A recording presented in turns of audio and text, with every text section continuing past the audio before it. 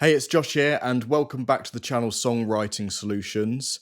In today's video, I'm going to be carrying on with a segment that I started quite a few months back that I haven't made any more videos on up until now, and it's called Songwriter Reacts, where I talk about different songs that you probably already know that I think are absolutely awesome, and I'm going to be talking about how the songs would have been put together, the songwriting techniques behind it, and how you can take those songwriting techniques and apply them to your own songs as well.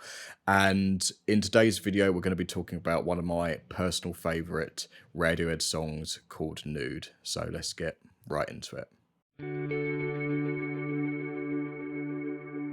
So the reason that I chose this song for this video is because I think it's a really great example of how you can start out with something really minimal from the beginning of the song and gradually build it into something much more dense, much richer, and much more climactic. And I think the way that Radiohead managed to build tension throughout the entire song is absolutely brilliant. I absolutely love the use of the chord progressions and the melodies as well, which I want to have a talk about. And I think the best thing that we can do is have a listen to the song. I'm going to be listening to the live version from the basement, which was recorded like over 10 years ago now at this point, but this performance I think is absolutely amazing, and have a chat about it, and also just going to be showing you some of the guitar parts as well, as I'm a guitar player myself, and just talking through some of the approaches that have been taken there. So let's have a quick listen to some of it.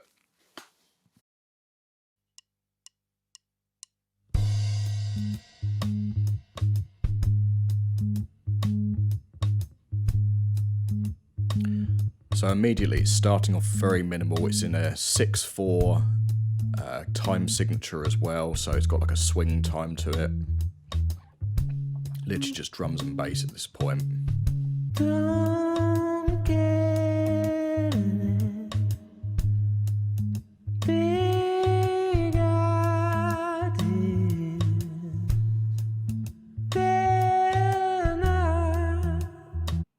So Tom's voice is just sounding absolutely hypnotic, I think, in this section here.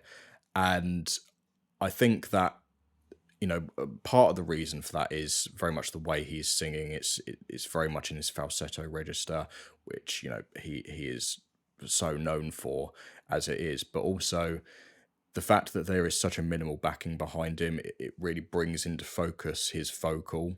That is front and center, in this section of the song, and basically throughout the song as well. But particularly here, it just kind of like just hits you like straight away, because there's so little else going on behind him essentially.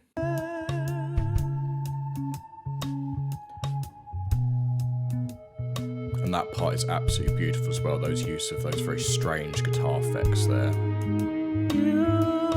And then Johnny's guitar comes in.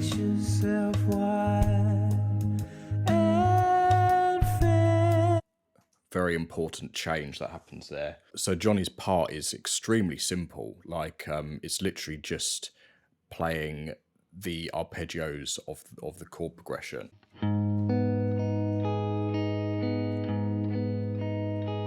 So that starts out on a G sharp minor there on the chord progression, and then it goes up to a G sharp major, and that immediately kind of sets this really a kind of like dark, strange tone, because changing from a minor to a major like that in the middle of a chord progression is quite an unusual thing to do. And also the fact that it goes to an A major on the next chord, there is a chromatic line in there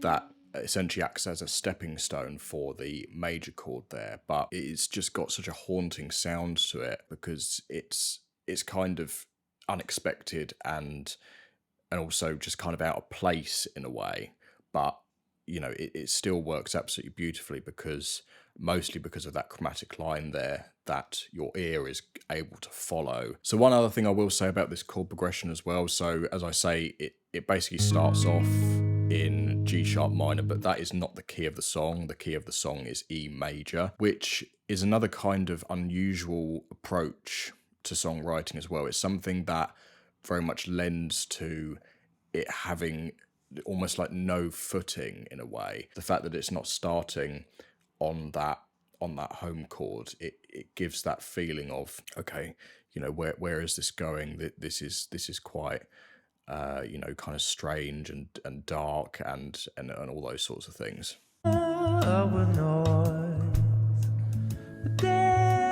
So it hits that A chord and then it does go down to the E chord there, but it doesn't stay there for long. It goes up to C sharp minor and then a B major. So one of my personal favorite parts of this whole song is this section here, which is possibly the chorus. It's hard to really pin down what the structure is of this song, which is another thing that really adds to that kind of like strange, you know, dark vibe, and also building tension as well, because there's not really a very clear structure or chorus to the song either. But this part with Johnny's guitar is absolutely gorgeous.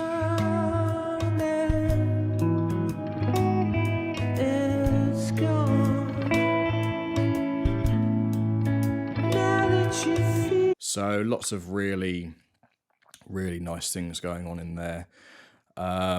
The chords are pretty much the same. They've just changed them slightly underneath them. So it's going from a G sharp minor up to an A. So there's some really lovely things that he's doing with that guitar part that gives it this very kind of suspended feel, and he's adding over the first chord this E note, which is giving it this sound.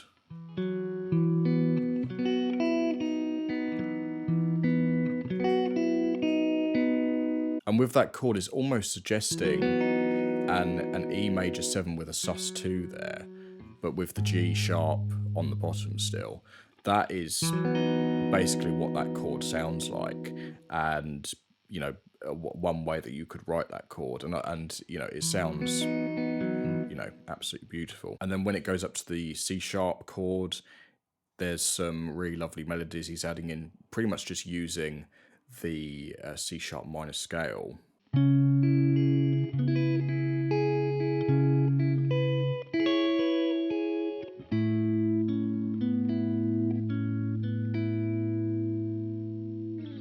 So I think those guitar parts are very much a standout part of this song, but they are, for the most part, very simple. And I think it just shows how, you know, you can craft a really beautiful melody out of literally the simplest ingredients, just using the arpeggios of a chord progression that you've come up with, and, you know, using the scale notes to come up with melodies. And, you know, you can craft, you know, something like that. So I think it's a great testament to simplicity.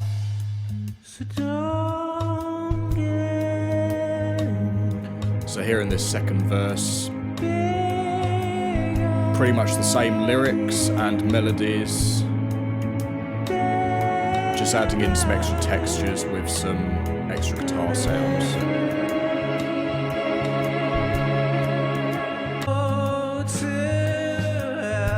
So that's where things change up a little bit. It goes down to a G sharp major chord rather than G sharp minor there.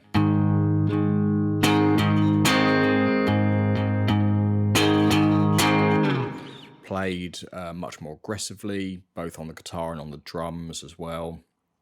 You know, bringing in the actual snare hits rather than the rim shots, which, you know, is all part of how this song develops.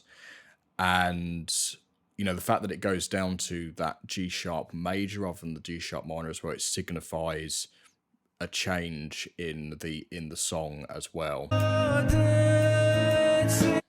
And of course, Tom's vocals are, you know, getting up into his higher and higher register. He's singing from what, you know, they usually call your chest voice rather than your falsetto. And, you know, he's sticking to that to bring more power and more energy to the vocal and to the lyrics as well. You know, it's all part of development in the song and all part of bringing extra energy into the song as well. So, you know, the vocal is the star of the show in this song, and very much the way that Tom performs it as well. It is very distinctive and very, you know, him and very Radiohead in the way that it comes across.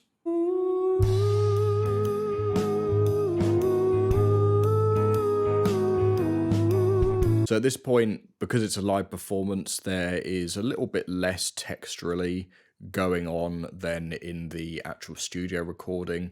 There's a lot more vocal layers in this section of the song, which, you know, make it a bit more climactic, I guess. Not that this performance isn't absolutely brilliant. I'm just saying that, you know, that is one of the songwriting choices that they very much made for the studio recording, bringing in those extra layers to really, you know, bring the song to, you know, a climactic close. But once again, the chords aren't really changing. You know, it's basically exactly the same thing going on. Johnny's doing his same guitar part as before. But then there's a slight change here.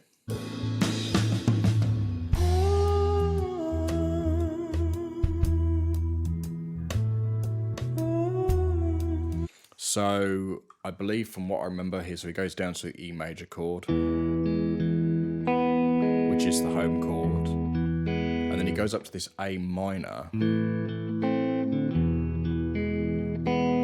which is a chord that hasn't been in the song so far. And once again, it's adding some extra development, some extra interest. The fact that, you know, it's not going up to the A major means that it's actually heading slightly out of the key. An A minor chord is not in the E major key, and then that very nicely brings it on to the final part where he goes to a C chord, from what I remember.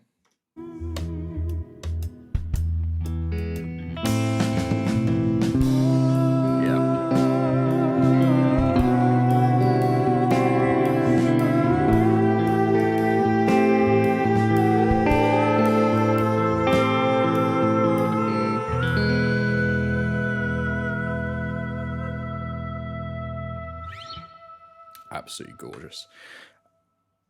So yeah, that is quite simple what he's doing there, really. It's just going up to a C chord, and then I think it's sort of like doing like a B minor chord there, but adding in some extra notes in there just to richen up the chord a bit, and then back down to the A minor.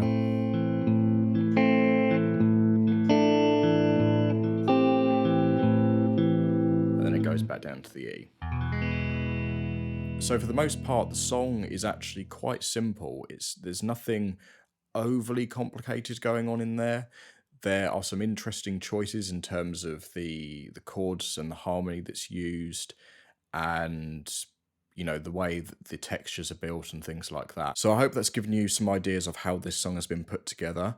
I think some of the key takeaways of this particular song is how they have used texture and texture changes to, you know, develop and keep the song interesting, starting out minimal all the way up to adding all of the instruments and all of the layers. And this is a lot more noticeable, I think, in the studio recording in particular as well, especially in that final section. But it's a really great way of songwriting, quite a common way of songwriting as well, but, you know, it's a timeless technique as well, to start out small and gradually build throughout the song. Also, a great example of how simplicity can be really powerful in terms of coming up with different parts, whether it be for a guitar, vocal, bass, drums, things like that, and very much how that can still, you know, create something so powerful and so moving. And also, once again, I think a very important example of how it's so obvious that the vocal is the main thing you're meant to be focusing on. And I think one of the biggest mistakes that a lot of us as songwriters can make is wanting to make every instrument the star of the show in our songs. And, you know, that's, in my opinion, very much not the approach to take. you want to come up with literally just one instrument in your in your song that is going to be at the forefront and in the spotlight. And it doesn't have to be the vocal, but you know, in most songs of this style it usually is.